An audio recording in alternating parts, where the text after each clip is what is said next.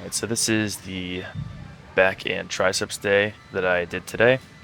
If you aren't using lifting straps, get a pair. They're super cheap and they help you to not be limited by your grip strength compared to your back.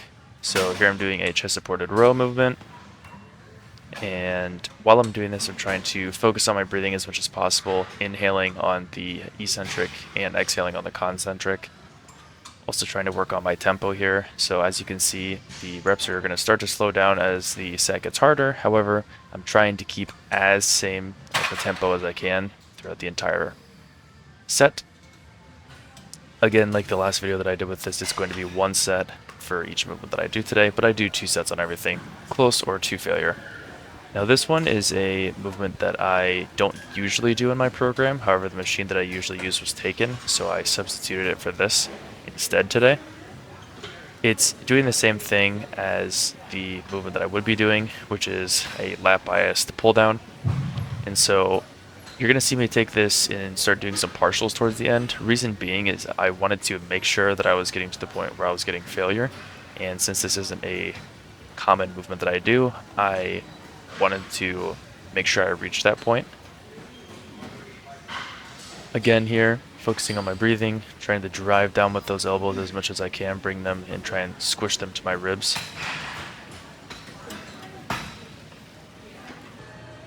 Next up we have face pulls.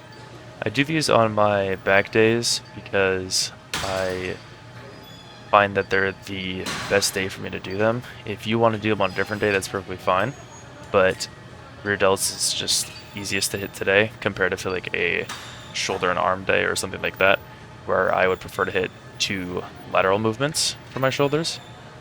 And I do rear delt flies on my chest days, so I'm doing 2 different movements for rear delts. I'm hitting them twice a week then because of that, so I'm getting enough volume. Make sure to not neglect your rear delts. That said, I definitely could have brought maybe 1 or 2 reps closer to failure there, so keep that in mind for next time. And here we have an overhead tricep extension. If you watched my video on shoulders and arms, this is one that I've done before, and same with the next one.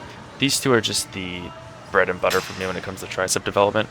The overhead tricep extension is the best movement that you can find for overall triceps growth, as it's going to be hitting the 3 heads of the triceps the best, the long, the medial, and the lateral.